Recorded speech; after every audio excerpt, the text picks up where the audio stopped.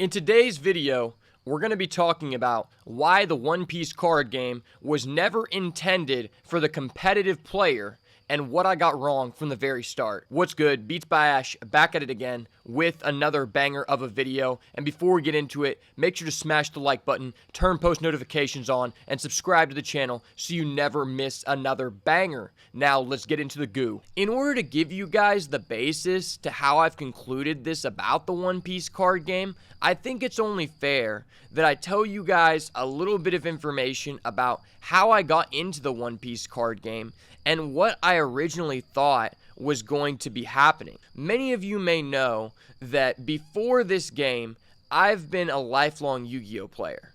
I started playing competitively around the age of 12, and I stopped playing for the most part around age 22 at the beginning of this year. Now, one of the biggest reasons why I've always enjoyed Yu-Gi-Oh! And it's been difficult for me to get into other games outside of a little bit of Magic the Gathering is just the way that the Yu-Gi-Oh! Card game really shears toward targeting the competitive player base. And I just don't think this is really like any other game outside of Magic in the early 2010s with the big Pro Tour era, which I was way too young to travel across the country at that time. In Yu-Gi-Oh!, many of you may know that while the game is competitively centered, the prizing for winning tournaments is not nearly as good as other games. So why do people even really play in these competitive tournaments? Well, most Yu-Gi-Oh! People will tell you that it's a lot about personal accomplishments, admiration, and respect from your other community members, and you just feel a lot of accomplishments and a lot of value to yourself to win or get a top placing in these competitive events, because the Yu-Gi-Oh! Card game is notoriously extremely complicated, and I would say it's way more difficult to achieve a really high level win than something like the One Piece card game, which is so much more simple. And that's why you see a lot of these people who have come from Yu-Gi-Oh! Or Magic perform so well in this game, because the game is so much more simple than any other big three card game. Now, the biggest reason to why I love the Yu-Gi-Oh! Card game so much has to do with the fact that I think it's the only competitive, widely popular game where you use the entire card pool to construct a deck all in one format. There's over 40,000 different cards in Yu-Gi-Oh! And you can use cards from 20 years ago up to present day. And what does that really mean? It means that when I come to these competitive events, I always came in with the stance that I wanted to bring a strategy that not many people knew about in order to gain a competitive edge over other people. And if I did play a meta deck, it would be something that I felt like, while this is the best deck, I can at least differentiate the deck list so much from the other people on the same deck that I can gain a competitive advantage over them, which I really haven't seen to be widely available yet in the One Piece card game because of how limited the card pool is and how constraining a lot of these cards are to building your deck. So for me, in Yu-Gi-Oh!, it was a lot like solving a puzzle. I would find a strategy that no one was using, and I would innovate the deck and change it so much to where I kind of just created something new no one else was working with, and I would keep playing with the deck until I won so much with it that it felt like I solved the puzzle. And then when I was done, because there's so many cards and so many strategies that you can use at any given time, I would move on to the next puzzle. And this was very rewarding, and it also just had a higher value of self-accomplishments for me personally, because I wasn't always using the best cards in the game, but I would always find a way to win. And from a competitive standpoint, this is very important to me because in the One Piece card game, a lot of the deck lists are super similar, and in Yu-Gi-Oh!, it's also best of 3.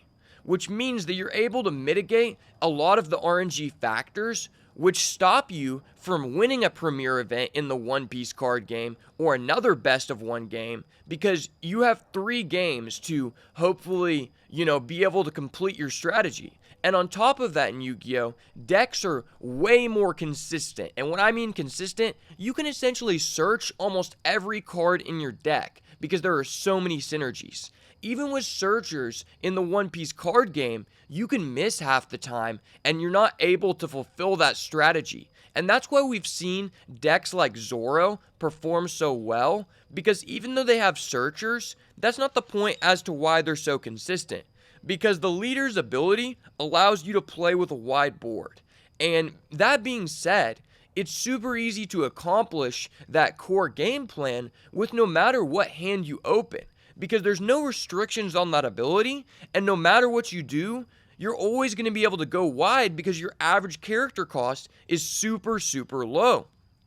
Well, in the Yu-Gi-Oh card game, since decks are super consistent, there's so much of a higher weight on deck building when you're going into these tournaments, because the difference between my deck and your deck is really going to mitigate most of those RNG factors. It's best of 3. We also have what's called a sideboard, which is in most of the big 3 card games, i.e. Yu-Gi-Oh, Magic, and Pokemon. In between your best 2 out of 3 series, you can swap out cards in your main deck with a 15 card side deck, which is basically just a smaller set of cards that you already pre-select before the tournament, and you can swap them out between games in order to gain an advantage over a specific matchup.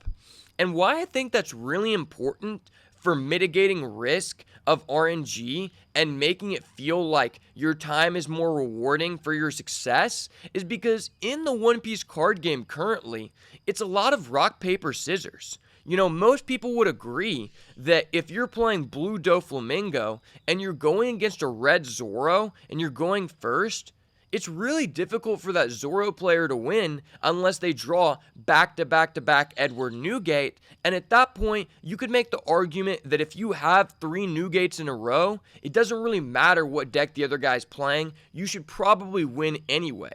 But for the most part, there's no real way to mitigate those matchup disadvantages. It just is what it is. And it's a best of 1 game, which makes the die roll super heavily dependent. Well, in Yu-Gi-Oh, you could have cards in your sideboard that are specifically targeted for that bad matchup and clear up areas where your deck isn't as proficient in as other decks. And since I mentioned the decks are super consistent, you have such a high chance to access those cards that you sideboarded in that it's not like you just auto lose to someone because they're playing a certain strategy. Well, for the most part. Obviously, there are exceptions to the rule, but it is nice to have that feature to just mitigate risk, because I will say that when you get unlucky matchups in a major event in One Piece, it feels really bad. It feels like you had no way to change the outcome of the game. Whereas the Yu-Gi-Oh card game, there's so many opportunities for you to outplay the other person or take things in a different order of operations, and you could argue, I could do something better here. I would say in the One Piece card game, one of the ways that's stopping the game from being as competitive as someone like me would like is the fact that you really can't add as much of that outplay potential as you have in these already established card games. And maybe that will change, and I really hope so. But for the most part, if you're playing red versus red, and you're the person who's playing first, you want to play Nami on 1, you want to play Nico Robin on 3, you want to play Edward Newgate on 9, and etc. And it's like, that's not a lot of skill expression. There are obviously exceptions to the rule, and sometimes you're going to be able to express more skill than others, but a lot of the times, if you just curve out and draw the card that you need to have it have the highest impact on the turn that it's played, it's pretty one-dimensional. This is the best card to play here, and it's not arguably better to do a different action. Whereas in games like Yu-Gi-Oh! And Magic, all the time, sequencing things by 1 difference is going to make a life change. And that's something I really miss from playing those other games. Now, that's kind of the background to what it was like for me as a card game player before One Piece, and now I'm going to transition into how I was introduced to the game. I would say that a lot of people are in the same boat as me, being that they came from another card game before One Piece. Obviously, there are new people in the card game community entering the game from no experience of other card games, and that's awesome. But I will say, most of the people, at least who are trying to be competitive, are typically coming from other games, especially the ones who are doing well. And at the time of release, I've had a couple core friends in my friend group that they're my good friends outside of card games, but a couple of them we also play Yu-Gi-Oh together. And these are my friends that I mostly hanged out with on a regular basis. They had both watched the One Piece anime and read the manga, like to a point where they were either caught up or way farther ahead than me. I'd only ever seen like the first 20 episodes, whatever was available on Cartoon Network or 4Kids TV back in the day. If you remember 4Kids TV, you're a G. Comment G shit in the comments if you remember 4Kids TV, because I remember watching Saturday morning cartoons every single week before my dad took me to the card game tournament at the age of 12. But aside from that, I would say that it's really difficult to get into another card game when you've been so enticed to continue playing the game you love for so many years. And if you've kept up with competitive Yu-Gi-Oh! Or Magic in general, then you should know that in the past couple years, both of those companies have kind of hindered the competitive play for each of their respective games, and that opened up a window for me to actually join my first different card game that is actually not one of those big three, i.e. Pokemon, Magic, and Yu-Gi-Oh! And I classify them in this way because they are the most widely sold, the most widely played, and they have been known to not die. Now, as a previous card game consumer, I've always thought in the back of my head that a lot of these card games, like Y Schwartz, or Vanguard, or these other weird games, these games, I've always thought that for the most part, they've historically been pump and dump strategies where the game ends up dying after a couple years, and coming from like a high monetary cost game like Yu-Gi-Oh! Or Magic, it's very difficult to invest a portion of your finances into this game. Playing 2 games at one time is already super expensive, but playing a game where you don't know if your purchase is actually going to have longevity is even more scary, especially when you're a guy like me who grew up with very little money. And I think most people in the card game community are like that. You know, you don't see a lot of ballers like ya boy Beats by Ash today, but I wasn't always like this. And to my point, the One Piece card game came at a time where there was a lot of people who were willing to transition over from their respective big three game for the first time in a long time. And I think the sales numbers have really shown that. I think that at one point this year, One Piece has been a higher trending card game than Yu-Gi-Oh! And I would say that before that, Yu-Gi-Oh! Was the top dog in terms of competitive play because Magic kind of just killed their competitive play. I wanted to get into Magic, but no stores near me are having competitive tournaments. So how am I to get into that? So my friends, they were really excited for the One Piece card game. It's some of their favorite anime of all time, and they would always tell me about it. I joined a couple weeks late into the game. We went up to the card shop, and they were buying a booster box. At this time, I was making videos for Yu-Gi-Oh! And I was doing TikToks of them at the time. So I was like, okay, I could go up there and do some videos. My friend, he actually is the one who told me to make a video of the box opening that we have. That's actually the first video I have for One Piece on this channel. And it was a Romance Dawn box opening.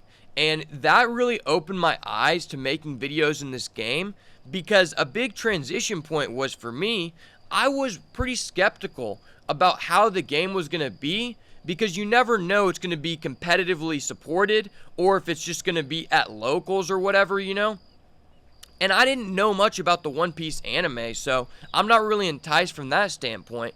But I knew that coming from Yu-Gi-Oh, the space was extremely saturated with people making videos, and I've been a videographer for some time now, so finding a new game where my friends suggested that I start doing videos on this, I was like, okay, I'll give it a try, because there's not that many people who are making videos on it, and at this point, there have been some new faces who have tried to join in on the crowd recently, but you're not an OG. You didn't start from the beginning, and I don't care if you got higher subs than me now.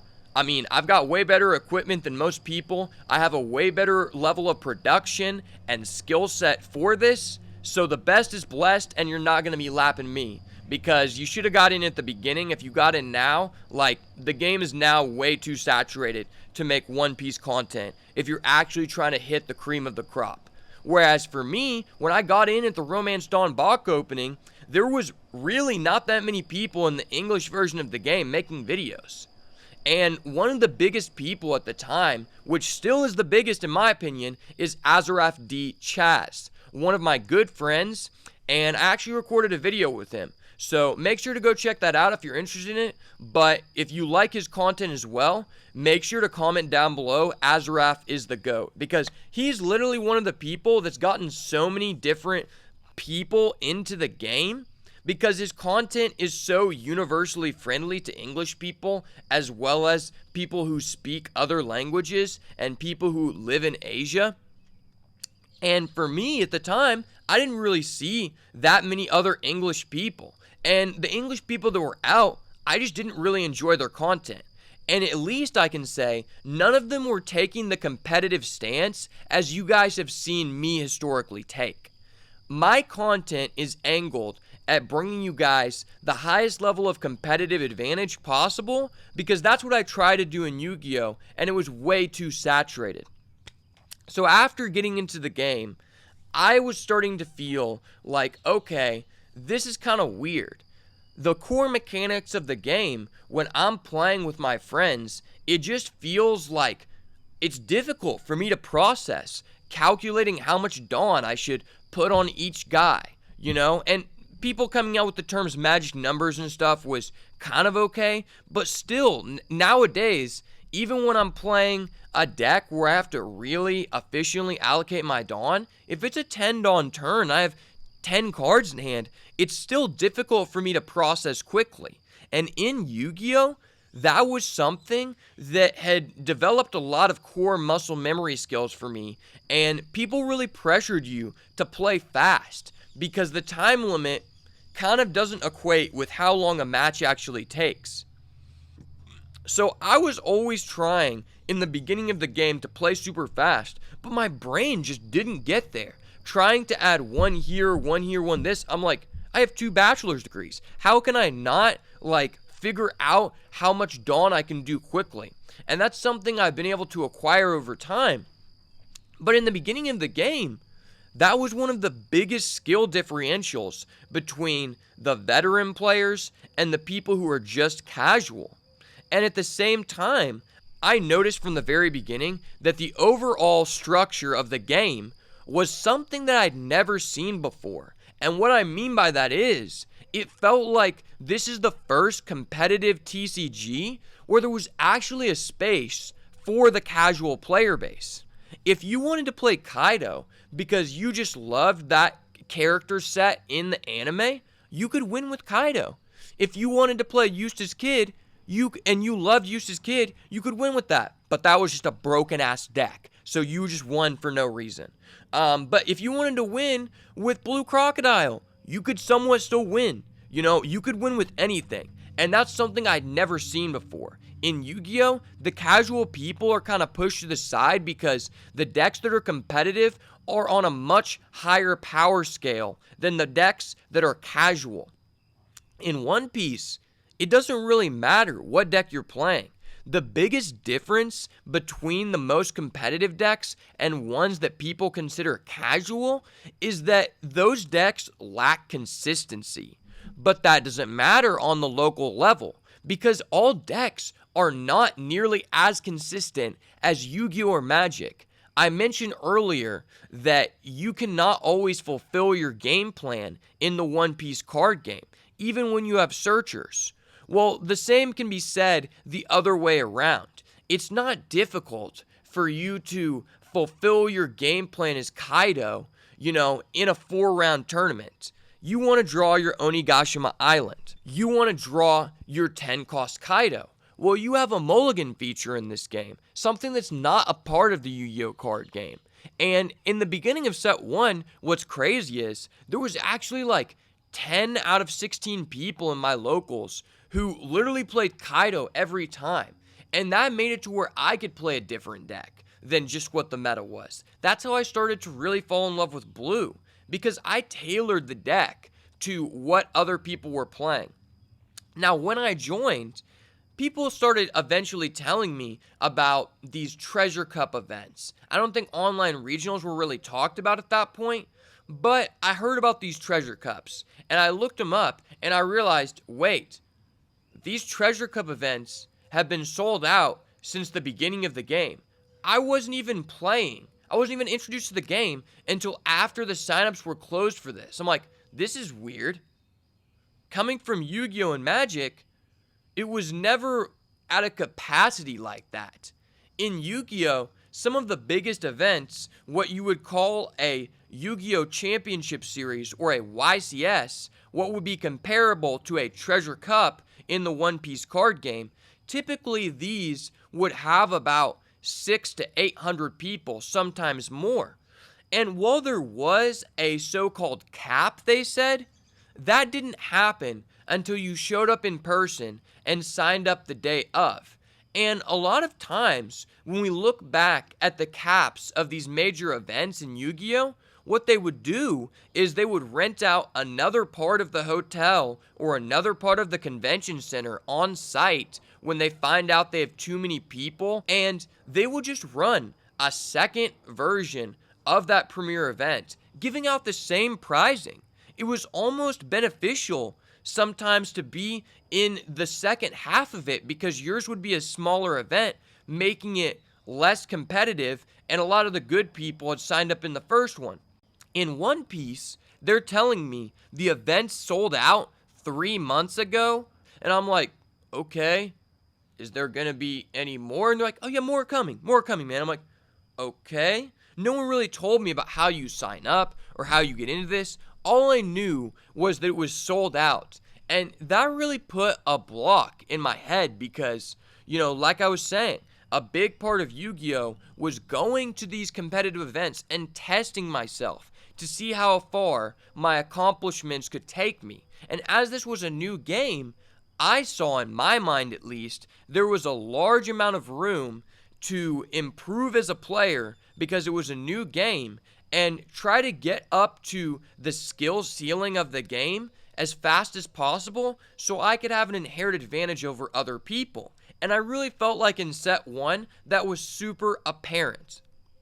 Towards the end of set 1, we started seeing that Eustace Captain Kidd was the most played leader in these major events. And while that was the case, and it was taking up over 60% of the top cut, a lot of people coming from other games might consider this a tier 0 meta, because over 60% of the top cut was only one deck. And the thing about this is, some people have mixed responses to a tier 0 meta. Well, I really feel like at that time, there was a huge skill gap in the people who were playing that deck and just net decked, and the people who really put the time in to understand the interactions. Now, I didn't get to show my skill set early on because I couldn't get into these major events. And that really hurt me because I was super enticed to push myself, to try to travel, to try to do everything I could to bring out the best of myself, because I started seeing a lot of success in the game very early on. And I think a large part of that is my vast experience from other card games translating over to this more simple game just gave me a huge starting point advantage over people who were just new to the game or only played Bandai games, which I understand are less super consistent. Now, when I was starting out, after losing my first tournament or going X2, I think the third one on, I ended up having a record towards the end of set one where I had won first place at 13 locals, and my locals were popping at this time. We would have 4 to 5 rounds almost every time, sometimes 3, but I'm going to different stores. And at the biggest one, it was pretty much always 4, sometimes 5 rounds. I won, I think, like 13 tournaments out of like 18 or 19 at the time.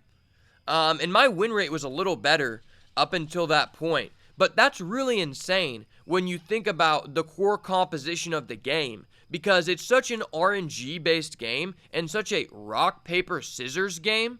So the fact that I was able to go undefeated so many times out of the amount of tournaments I played in was crazy. And I started noticing very early on, you get a winner pack, and I would sell that online for about $30 to $40, and people in the community were being very friendly about purchasing from me, and they were being very fair to deal with. And I'm like, wait, this is amazing. Because if you've ever tried to sell or buy cards in the Yu-Gi-Oh community, people are so toxic and so broke that it's not even worth it. There was a point in time where I was vending $1,000 worth of cards per month at the age of 13, and business was booming. This is what fueled my ability to actually play the game, because my family was very poor. Taking that into consideration, we look back at the recent years in Yu-Gi-Oh! And nowadays, if you want to post things on sale for an online marketplace, people are going to laugh at you. People are going to troll you and waste your time and straight up scam you. A lot of these people who are posting complaints in the online groups for the One Piece marketplace are the same people who have never had experience selling cards in other games before, and this may be their very first card. So as a person who has experience dealing in sales and card games, dealing in sales in general, everybody has been pretty much smooth sailing so far, and that was a big attractor to me in the game, because I'm like, okay, I pay $5 to enter. I was still going to college this time and didn't have a lot of money to invest. One of the bigger reasons why I left Yu-Gi-Oh! Because it's so expensive to keep up with the meta. Whereas in this game, we only had one set for several months. I know that there's no ban list at this time. My purchase is going to be extremely longevity. And after making a $300 investment into the game, I owned every single card and every single meta combination. Which, as a theory crafter, a person who likes to make new decks and try to win with them and solve puzzles, this was amazing. I'm paying $5 to enter, and I'm winning like $40 that I'm selling online, or I get packs, and people are so hungry for packs, they're willing to pay more for cards because no one can buy packs. This was amazing for me. I was very fortunate that my locals actually had packs that they saved away for the tournaments, and even though you couldn't buy packs, you could win them. And as a person who was winning a lot, I was just straight up paying back my entire investment. And that's something that's unheard of coming from these other games. I'm like, oh dang, I'm winning so much at locals, I'm having so much fun with my friends, I have all the decks, so I'm able to play every deck. And if you're coming from another competitive game like Yu-Gi-Oh!, while there is so many cards, it's also super expensive to have all of them at once. Cards are being constantly added, and if you're one of the most competitive people, you want to make sure you have most cards in real life so that you can test them out and decide what is the best deck to bring to this event. Well, in One Piece, that's so much easier to do, and I think that makes the game inherently seem like it's a way more competitive atmosphere. And I really thought that from the beginning, but when I found out I can't enter these big tournaments and they're selling out in 30 seconds and no one even explained to me how to sign up, that's whenever my mindset started to change a little bit. Let's go back to the Dallas Treasure Cup whenever that was, sometime at the beginning of this year, I didn't get to enter. The signups for that were already closed off before I even started playing the game. And I only started in like 2 weeks after release. I'm like, this is weird. Every other game you can just show up and play. I had a confirmed way to play at the Las Vegas Treasure Cup. I ended up foregoing that because my friends were able to go to the Dallas one, and I wanted to go with my friends because everyone knows that tournaments and events are so much more fun when you can play with your friends and you can go out and do things together and make memories. So me and another buddy of mine, we talked to this person who was an event coordinator at the convention center. Essentially, this person told us that we were going to be able to play.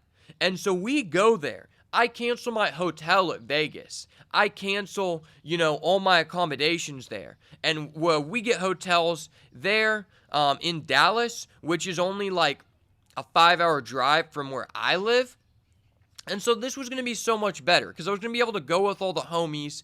We're going to be able to have a better experience for less money and more people were going to be involved. We're like, okay, cool. The event coordinator of the convention center told us to come, told us we could play. We're like, okay, yeah, this is going to be lit, And for me, I told you guys I felt like the difference between the good people playing Eustace Kid and the people who were just net decking was night and day. Man, that was extremely the case. And if I would have been able to enter any of these treasure cups in set 1, I guarantee you I would have topped. And that's saying a lot. Because every card game has RNG. I never say that. I never say that you are guaranteed to top with something. There have been very few times in Yu-Gi-Oh! Where I'm like, this is a confirmed win. Because I came out with a strategy no one has ever used before.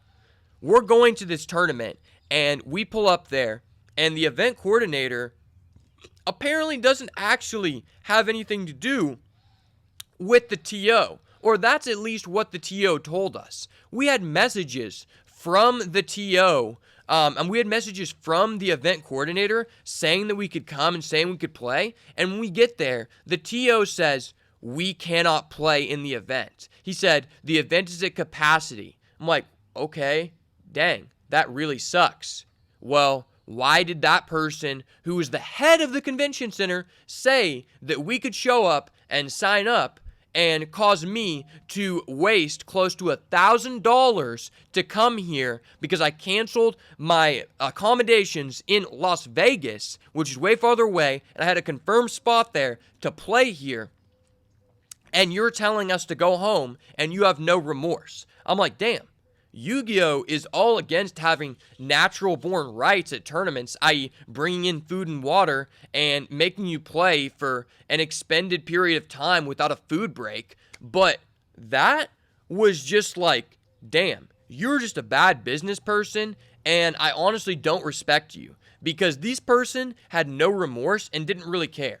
So after talking to them for a while, showing them the messages between the event coordinator and us, basically the guy was saying, we can try to enter after everyone has already gone in. And we're like, okay, cool. I guess we'll just sit here and do that. We have nothing else to do. We wait a while, and at the end, basically the event TO, he just decided to let my friend in and play in the main event and decided that I wouldn't be in the main event or get to play. And I'm like, damn, okay. He said they were at capacity and they couldn't have any more people play. I'm like, dang, this really sucks. But shout out to my homie because he really vouched for us and the other people in our group, because we probably had like 7 or 8 people in our group, and he made sure that we all at least got to come in the event room. And the event tournament organizer made us pay the same entry price as the people playing in the main event, but then we just get no prizing for entering. And that kind of sucks. And we get inside, and basically I notice there's 100 open tables.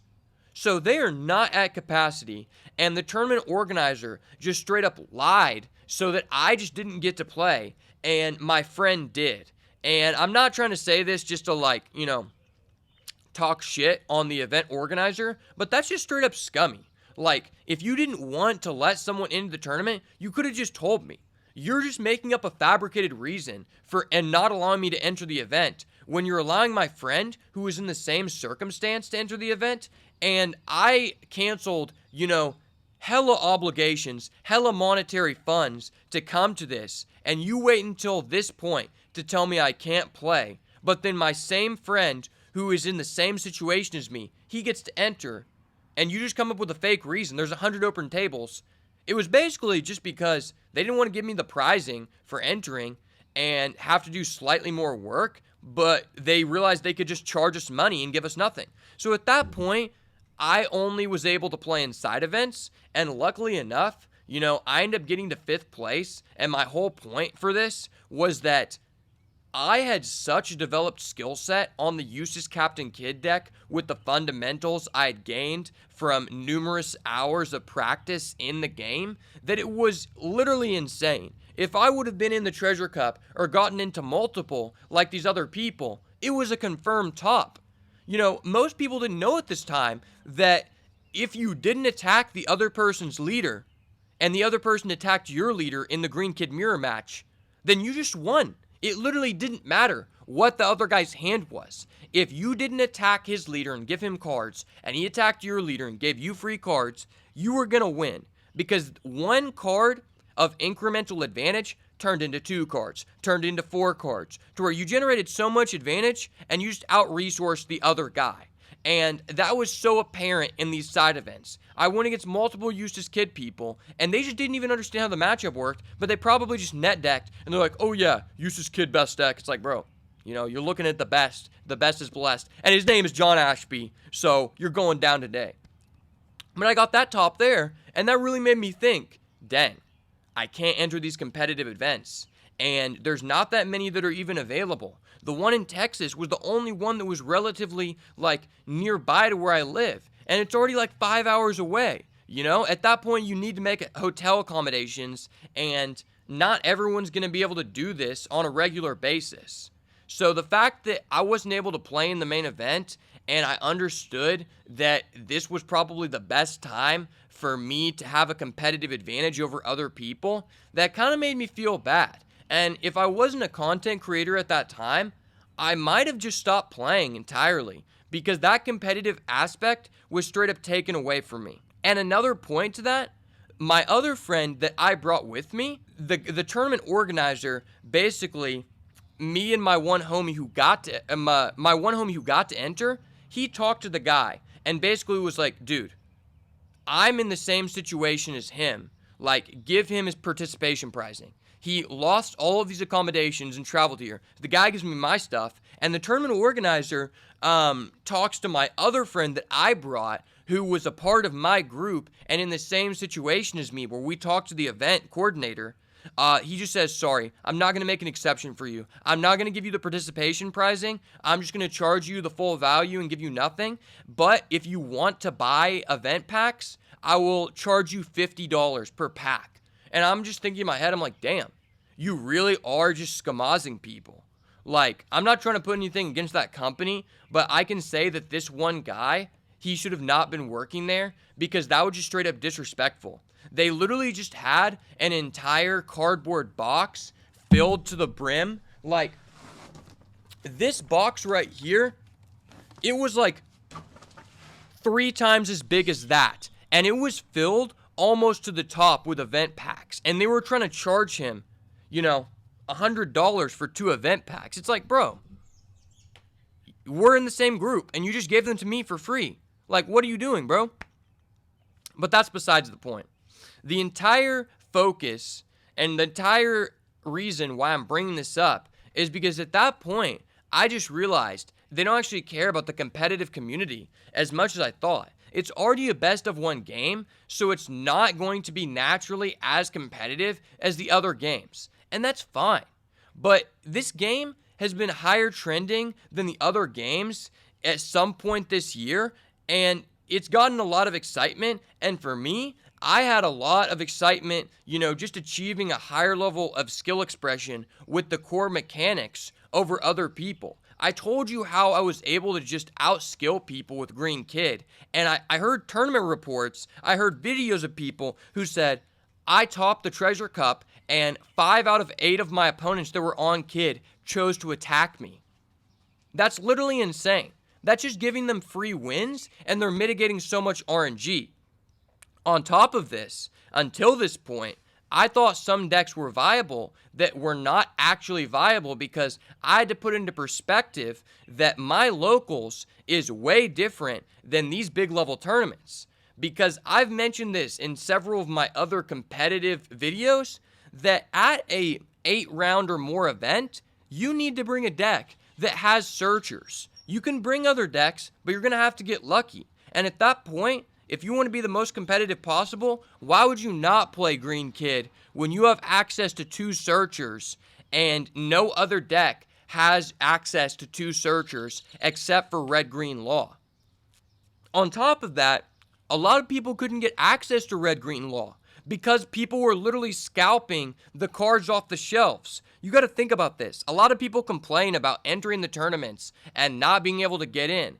And I will say that that is super irritating, but at the same time, it makes sense why Bandai hasn't been doing anything to solve these problems.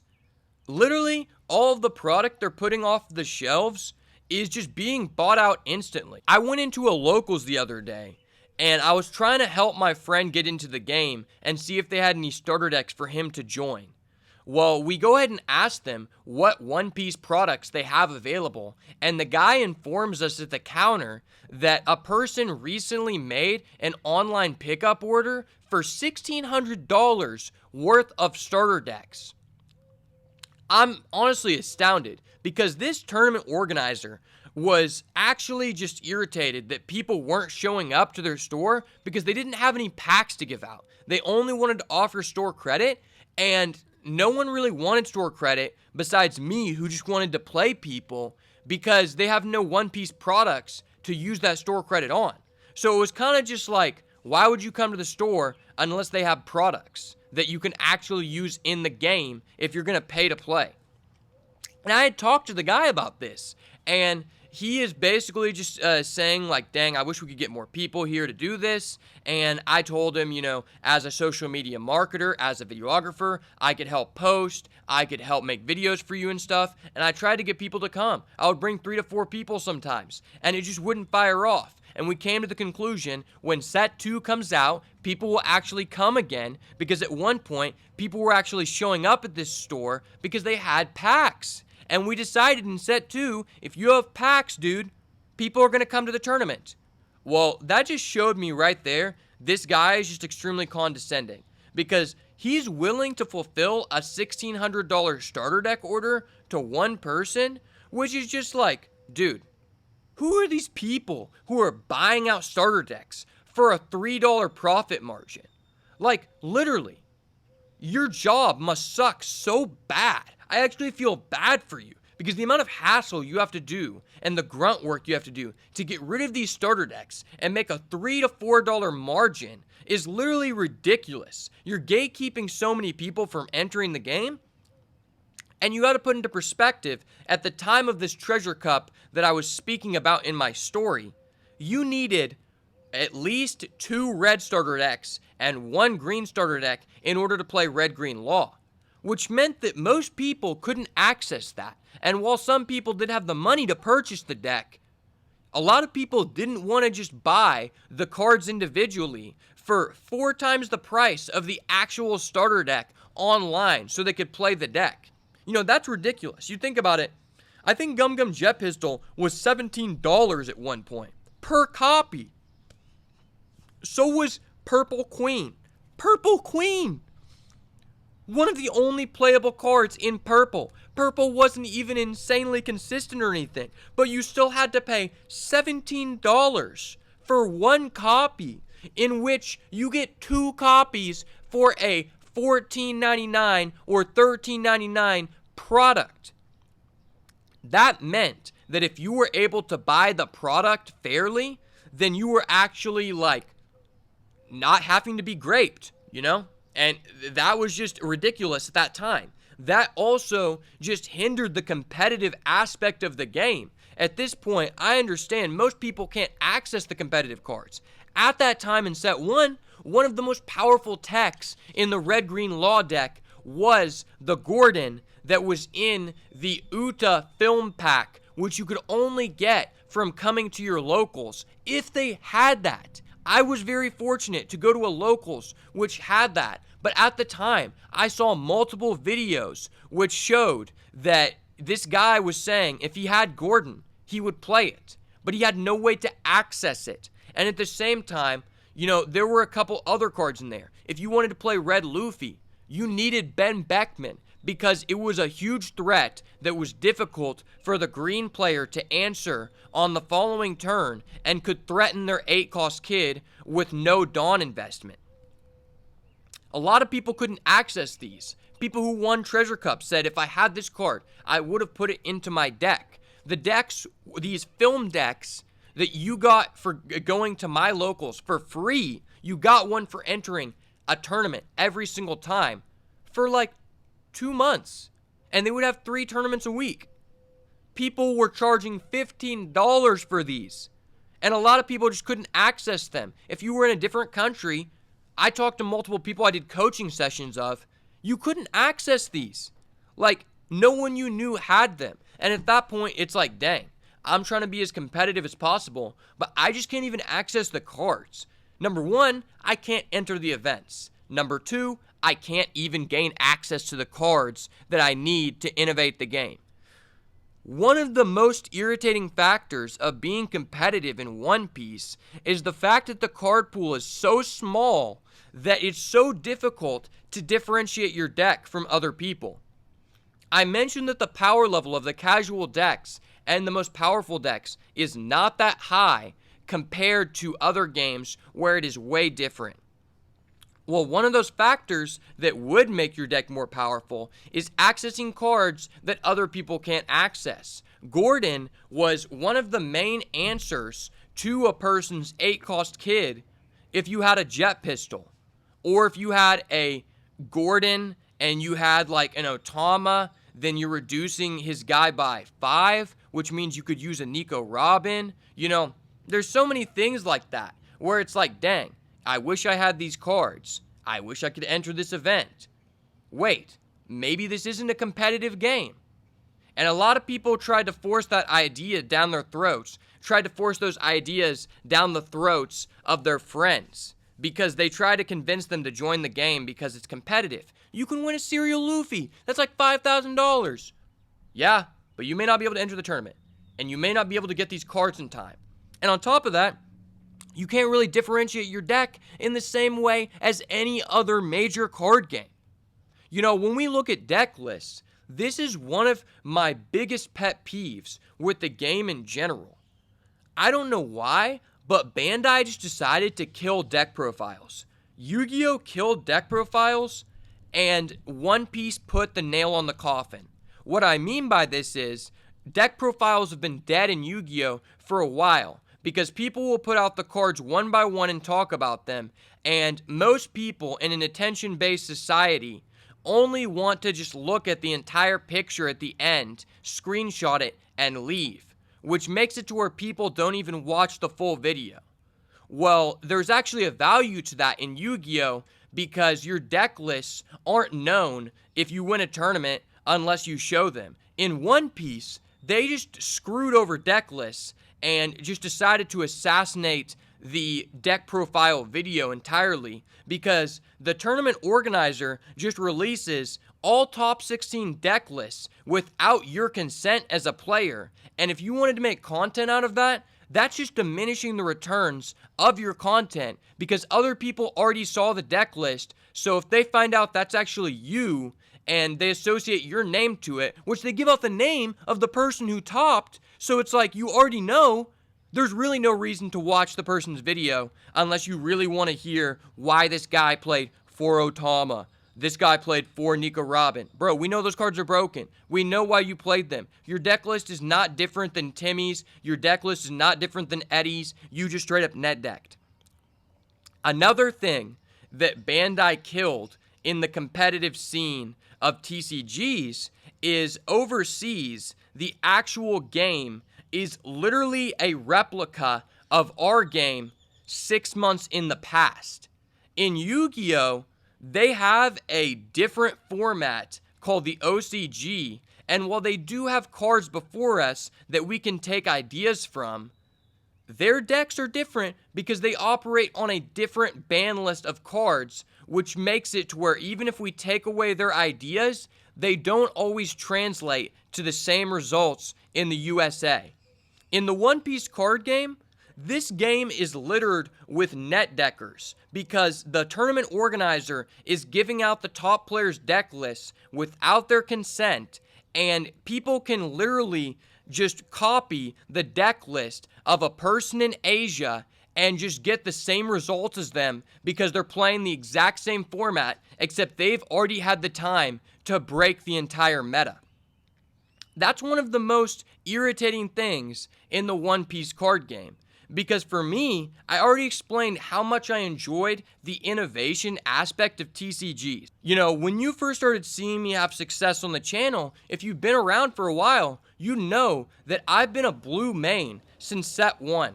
And pretty much everybody has always talked crap on blue, said that you can't win, and I will go ahead and coin myself as pretty much one of the first people to win with blue. At the time that I started having success, I was the only person who was making videos that were actually being seen by people, where I was winning big events that I could actually enter with the blue deck. And even in set 2, I mean, I have a case video, even in set 2, I have a video from a case tournament where it just has gameplay. And it's at 6,000 or 7,000 views. And the One Piece community is small. A lot of people have seen the deck list I put out there. And I enjoyed playing blue because a lot of people said that blue was useless and that you can't really win with it in the One Piece card game meta. And a big part of that is people in Asia didn't play the deck. People only want a net deck, and that just makes your time feel a lot less rewarding. I see people post on Twitter all the time, hey, shout out to this guy, he gave me the goo to win the tournament. It's like, okay, cool, bro. You just net deck this guy. Like, honestly, it takes away from your accomplishment because everything in the One Piece card game has already been solved. It's literally not fun anymore to make decks.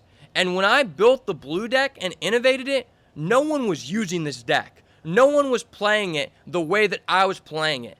I would regard myself as streamlining the deck list that you see commonly today. Because before me, no one was topping with this.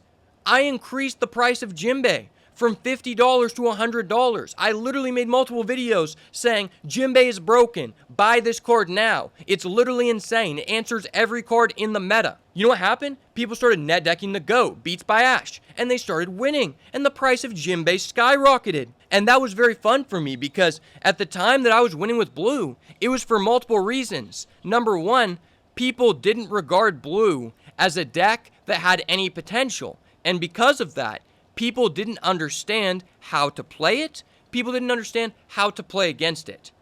I would say that I had the most reps out of anyone in the USA on the blue archetype at the time that I was having most of my success. And that really differentiated me from other people who were even playing the blue deck, which was a very small amount. You know? And, based on that, I probably would have not won as much. And going forward to present day, in the Peoria, Illinois regional, I built the blue deck that kind of innovated, the list that people currently use in the Set 2 meta. And I got very unlucky. I saw no Perona while using the Mulligan feature every single one of my 9 matches. I only drew it one time. On top of this, 8 out of 9 of my matches, I actually missed with my first 2 stackers to potentially reveal a Warlord. And I was playing 10 stackers this time, which gave me a 68% chance to open one of them. So the first 2 that I played, they revealed 0 Warlords every time, and I only went against 1 Whitebeard. At the time, everyone was playing Whitebeard, and I got unlucky with my matchups. I had multiple friends who just went against 5 or 6 Whitebeard, and they just won with a similar blue list to me that I innovated because they just got good matchups. And that's where I started really just thinking, dang, the One Piece card game is not meant to be competitive. I had already had those thoughts from, my previous points before, but this just really demonstrated to me, you can't guarantee to win with anything. The best decks aren't even that much better than other decks, and the meta is way too diverse to build a deck to counter certain strategies. You can win with a deck and say, oh yeah, this was a great play into the meta. It might have been, but you also just got lucky with your straight up sheer matchups. The past 2 online events I played in, I played Dofi. That's when I got 7-2. That's one of my most popular videos as of recent. That tournament, I went against 4 Trafalgar Law and 3 Whitebeard. Trafalgar Law is notoriously one of the most difficult matchups for the Blue Doflamingo archetype. And I was able to beat 3 out of 4 of those people, and one of them had an extreme high roll sequence, which just allowed him to beat me, and if he didn't have that, I probably would have outskilled him, because none of those people really knew that well how to play against Blue. That was one of the biggest advantages of Blue, was that people try to net deck. There's no list available from Asia because people didn't have the Jimbei until the end of set 2 because it was a magazine promo. So you didn't have anything to net deck from. Then, when you start seeing a few people top using the list that I innovated and you net deck from them, well, this person didn't explain why they had certain cards in the deck. So you don't perform as well as if you watched my content and understand the role of every card in the deck or did a coaching with me on the deck that I had the most success with. And nowadays, we go forward, there's much more content on this. What I've done has evolved to myself explaining all of the card choices, other people kind of just getting the gist of it, of having more reps, and now, Blue is not nearly as good as it was before. On top of that, I was thinking, dang, Blue is probably the best deck to play against Whitebeard, and everyone's playing with Whitebeard, right? Then I go against 3 Whitebeard at that tournament. I'm like, okay. I go against 4 Law. Dang. I didn't realize Law was so highly played. Like, I knew it was really good, but I didn't know that many people played it. And from that tournament, we go 2 weeks forward to the most recent regional I played in. And this one, I ended up going Red Luffy because I felt like, okay, the most played decks in the meta are Whitebeard, Law, and Zoro. And with Luffy, the 2 most free matchups are Whitebeard and Law. In this tournament, I play against 1 Law and 0 Whitebeard. I'm not trying to sit here and complain about why I didn't win or why I didn't perform better. That's neither here nor there, and I don't think excuses help you very much. But it does add value to my point about the One Piece card game. You can't take it on a competitive level in the same regard as these other games where you can mitigate RNG aspects. For me to go against 1 Law and 0 Whitebeard, that's super unlucky. And I tried to build my deck to defeat the meta, whereas there are going to be other people who topped in that event who are going to say, yeah, this was the perfect choice against the meta. It's like, okay, yeah, it was. Maybe it was. But also, you got lucky with your matchups. I went against back-to-back Doflamingo, which, like I just mentioned, has had a depreciating value in what it brings to the table as it's been solved, as people understand what you can do more and more. On paper, it's not as good as these other choices. But it doesn't matter because it hard countered my specific strategy and, I went against back-to-back of those players. You've heard me mention in multiple videos before, the reason I choose Luffy over Zoro is it's a very similar deck. You can almost regard it as the same strategy. Why did I choose Luffy? It's because it's actually allowing me to differentiate the deck, creating more space in the flex slots to where I can angle my deck to have an inherent advantage over the matchups I expect to see. In the Zoro matchup, everyone should understand by now that Luffy should be slightly favored.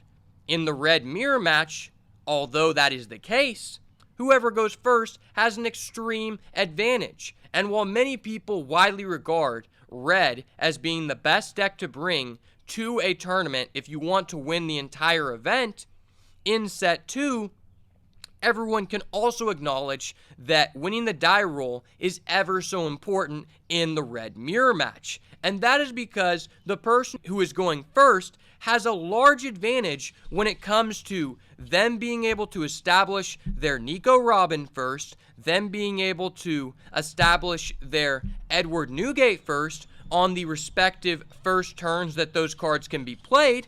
It just swings the game so much in that player's favor that it takes a lot of skill expression out of the game.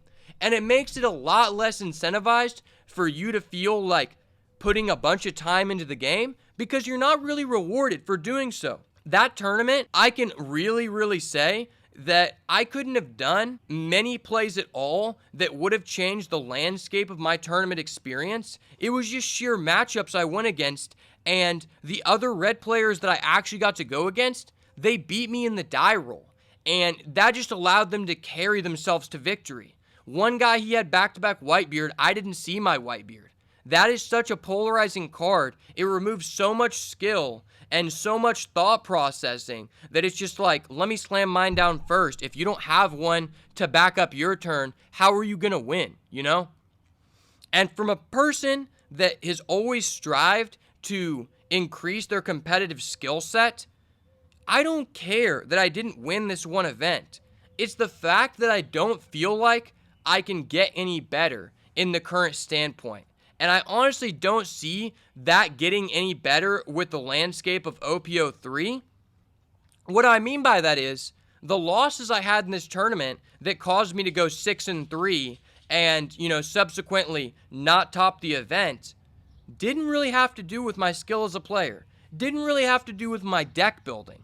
It had to do with the fact that the other person had higher variance than me multiple times, and that lost me multiple matches. Whereas in other games like Yu-Gi-Oh! Magic, if you play perfectly, you are highly rewarded because your deck's super consistent, and if your strategy is actually way more powerful into the meta than others, you're going to have such a high chance to fulfill that every single time that it's going to feel a lot more rewarding with the deck choice you made. And when I look at a best of one game, I personally am first thinking the deck building choice in this game must have a high weight on the outcome of you winning an event. And it's like, you choosing to play what color you want to play can have an outcome, but at the end of the day, you can just go against bad matchups like I already explained. Like, you can't even control that because the game is so widely diverse in the way that the best decks aren't that much more powerful than the worst decks. They're just more consistent. The other person playing an objectively worse deck could just high roll and beat you. And in the matchups where you're playing the same deck, there's very little skill expression. I would argue that really the Green Kid mirror match, in my opinion, has felt like the only mirror match that is actually strongly skill dependent. Now, some people will say the red mirror match is super skill dependent, and while I will agree with you on some level, I just want to say that the weight of that skill expression is not always high enough to change the outcome of the game. If you're the person who went first and curved out, sometimes it doesn't matter if you're the better player and you're on the back end of the stick. You just can't win. Because in order for the person to make the correct decision and they get given the God hand, it's super simple what they do. This is the correct decision to do here every time, and my cards are just so broken, they literally just tell me what to do, and the game is already so simple in a vacuum. I've invited 2 new friends in my circle to start playing the game. They both started off playing red. One of my friends literally is like the 3rd or 4th game he's played in person. He goes X1 at his first locals because he's playing red and it's so objectively busted. This guy has no experience with card games. No experience at all. Next tournament, he goes 3 wins and then he almost wins the finals. He goes X1 again just because Zoro is objectively busted. And while it does take a good pilot to make the most efficient decision every time, depending on what matchups you go against, there's not always such a high weight on those decision trees. And the fact you can do that is just astounding to me, because from a competitive standpoint in Yu-Gi-Oh! Or Magic, if you're putting in so much more time than these other people showing up, it's so difficult for them to beat you, and you can often mitigate certain negative matchups, certain negative aspects of the interactions between your cards just by being a better player who put in more time. I would say that there was a decent amount of that in set 1, but when we go into set 2, most people understand the core fundamentals of the game to a point where the weight on that is not that high. Everybody knows about magic numbers. Everybody net decks, and you put together the core mechanics, plus people just straight up net decking a red deck that is super, super easy to play, and you top, and you have no, accolades in other games, or no previous history of being, a consistently good player. I see why you topped. It's super easy. Anyone can top, and that's a good thing and a bad thing. Anyone can beat anyone, and once you understand that, you're going to become a better player. This all ties together because I haven't been posting as much as I did when I first started the channel, and that's because, like I mentioned in a previous video, I don't want to just spam you guys with content that I don't think adds a competitive edge to your skill set. I really enjoy making these types of videos, but I've been taking a break to focus on my other brands and other channels where I'm actually having a monetary incentive, and there is a little bit of that with this, but the market valuation of One Piece is not nearly as high as my personal brand channel, where I talk about adding value to people's lives based on my personal experience and people in my circle that I'm adding access to you guys' own lives. So if you haven't checked that out, I'll have the link in the description of this video. It's at Beats by Ash Official, whereas this channel is just Beats by Ash. If you could really subscribe to me over there and show me support, I would strongly appreciate that, because doing these other brands is what allows me to continue bringing you guys this content, and I love to make this content, but at a certain point, you got to think the game is in a standstill, and there's almost not that many things I can do that other people haven't been doing, and this was a really innovative idea. I'm talking about things people have never brought up to you, and no one's really doing it like that. But you look at other people's channels, and they're already making deck profiles of set 3. Set 3's a month away, and by the time set 3 comes out, they're not going to be able to do deck profiles in these gameplay matches because everyone's sick of them. They've already consumed a bunch of content of people in Asia, which is 6 months in advance. It's almost like these people are focusing on content that's dying, and they're putting out deck lists sometimes, which are almost just a masquerade, telling you this is a viable strategy when we know, if we're actually looking at analytical data from the Asian meta where people have had several months to play the game, they understand these are not viable choices at the highest competitive level. So make sure that you don't just take someone's advice verbatim. You need to actually analyze it and say, is this actually advice that's going to help me? And should I take it, firsthand? Or should I compare it to other content to understand, where does this align with my other knowledge? Because that's what I'm doing to you guys. I'm opening you to new ideas. I'm not telling you what to do. My main focus is opening you to new concepts and a new way of thinking so that you can improve on your own when you don't have a time to watch my video. And you're going to see me come out with some OPO3 content. And you're going to see me come out with more competitive content going forward. But the whole point of this video is to tell you that I've just been working on other brands and other things to develop myself because I'm trying to level up in life, and I'm trying to make this my full-time career because I love videos, and I love making these kind of videos for you guys, and I love bringing you the best kind of content. But since innovating the blue deck, there hasn't been a lot of that for me to do. Most of the things that I could bring to you guys' attention, a lot of people have already covered. And I don't want to just put things out there just for views, just for subscribers, when I know it's not actually adding a unique value to people's lives. And it's been really difficult to do when the tournaments are selling out in 5 seconds, and these tournaments are literally only being held in the same places that they have been since the first conception of the game. We're about to be in set 3.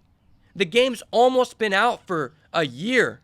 And the same tournament organizers who started out holding these regionals and treasure cups in set 1 are still the same people who are holding a monopoly on them. And it almost seems like they're having more online opportunities to play the game than actual in real life opportunities to play the game.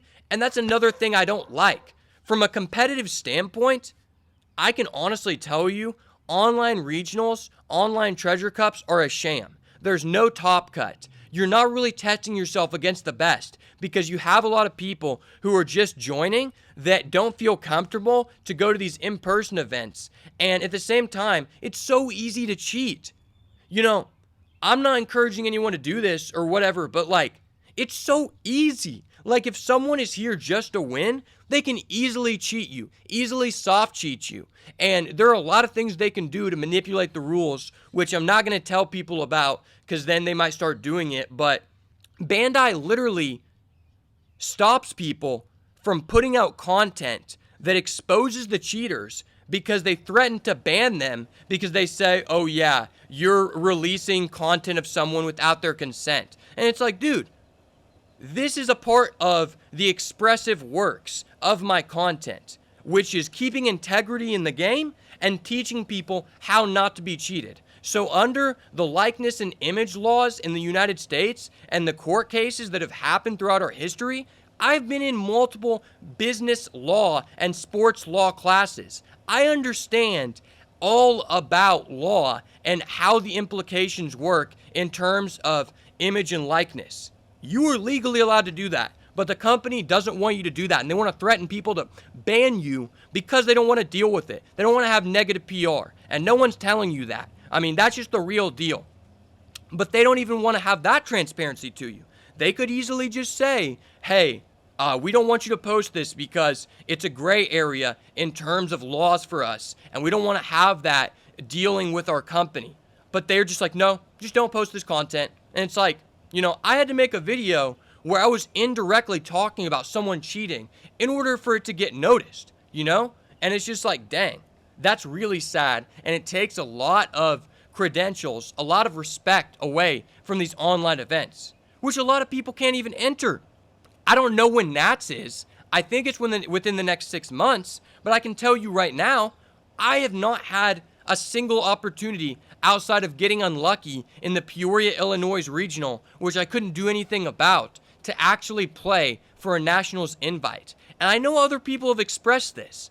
I'm not so mad about the opportunities not being available to play in these online events. Where are the in-person events? Why are these in-person regionals only available in Peoria, Illinois? Bruh, Peoria, Illinois is the most random place. Can it not at least be in Chicago? So if I fly in, I'm not just in like a random town. This market has nothing to do with the maximum market potential of the investors. Like, it's just so weird.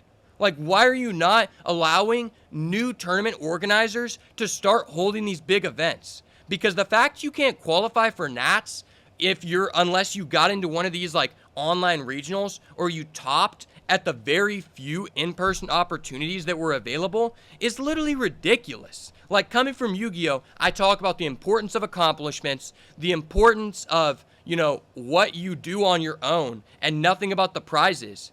The Nationals invite is a big part of that, because you want to get to the next level to test yourself. And I know for me, and even people who have won treasure cups, there are people who won a treasure cup and topped a treasure cup, which is supposed to be a higher level event than a regional. They haven't been allowed to enter regionals because there was no opportunities for them to join. So they may have won a treasure cup, which is highly regarded a better accomplishment than a regional, but they have no way to play for an invite. So what's going to happen is if they don't add more opportunities for people to actually join and get to Nats, you're going to see at Nats, it's a bunch of people who aren't even the best people in the game. And that's so irritating, you know? I've heard a lot of people talk about this, and it's irritating the in-person events. Why is there more online opportunities than in-person events? Online events literally mean nothing to me. Like, I wouldn't play in them if I wasn't streaming. and I didn't have a community to entertain and just create content to increase my video skills. Like, bro, online is not fun. It's stressful. It's irritating that you're playing for 9 rounds and the whole point is to be competitive because it's a competitive event, but there's no top cut. It's so random. That, accompanied by the cheating and just the weird rule set to all this stuff, it's just like, bro, I honestly just, like, if you want an online event, I mean, that's cool.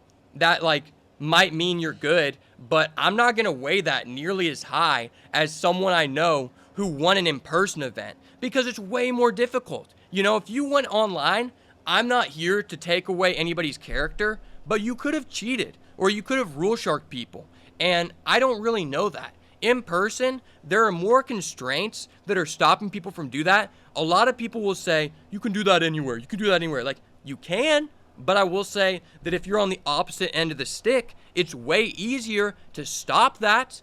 It's way easier to stop the cheaters from doing that because I can call a judge immediately, come over, they can investigate the person. It's like, bro, you can't really investigate the person. You can tell the person to pull out their deck and, you know, show them all the cards on webcam, but you don't know that the guy has another person who's hiding in the closet, giving him hand signals, who is a better person on the deck, teaching them how to play, like, do weird shit like that. I don't know. There's stuff like that you can do, and it's like, I really don't think that that's as much of an accomplishment and should be rewarded as much as an in-person event, because on top of that, you don't even play out top cut. And there are differences between the prizes between someone who gets put in top 16 and someone who gets first place. And this person ends up getting second place because they have the same record as all the other people in top 16 and they didn't have to play it out. It's just this person just randomly gets the second place mat, gets this stuff. And it's like, bro, what?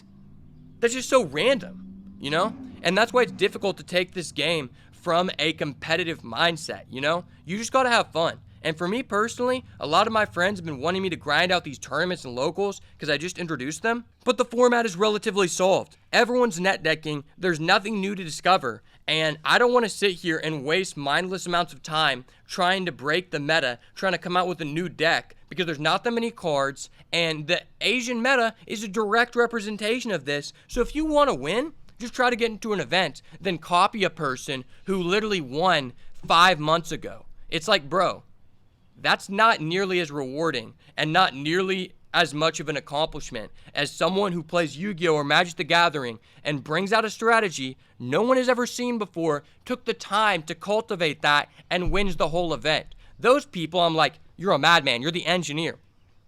These other people, you're like, okay, cool. You just had $5 to pay for this person's Patreon, and you read an article. That's dope, bro.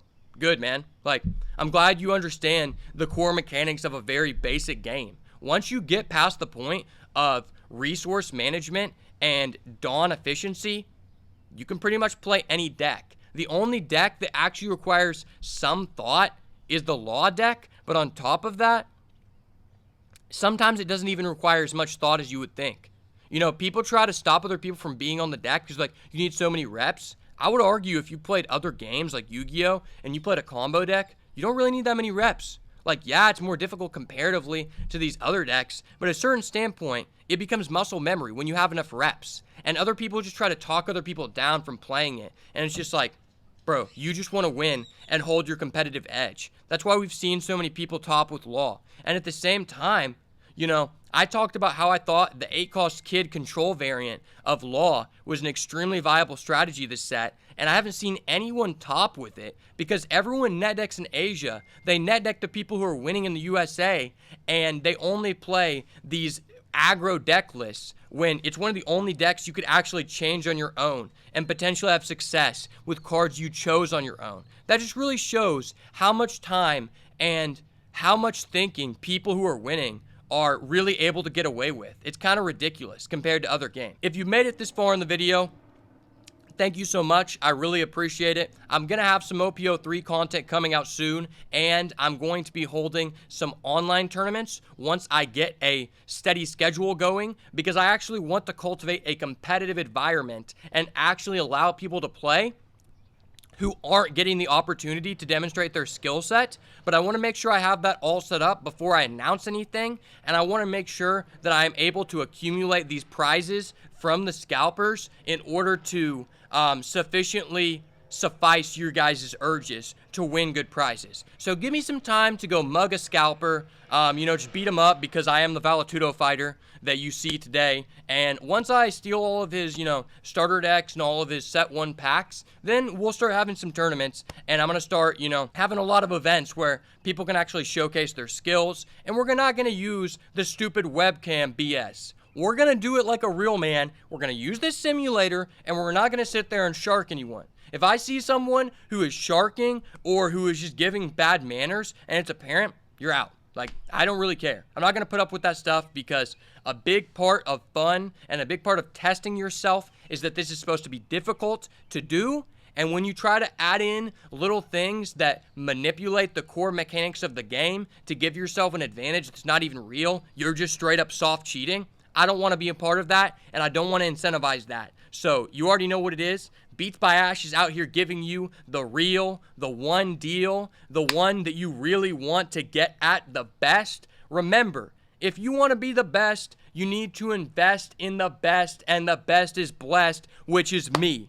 Goats come and go, but boats stay afloat, and I'm the best of all time for a reason. So if you're interested in coaching, make sure to check out the channel in my Discord and fill out the form. And as well, if you are interested in more banger content, smash the like button on this video. Let me know what you want to see first from me in set 3. Let me know what you want to be seen next in the One Piece card game, what you're excited about for this new red-dominated format. And as always, thank you so much for watching. If it's not the goo, it's got to go. Peace. Ooh,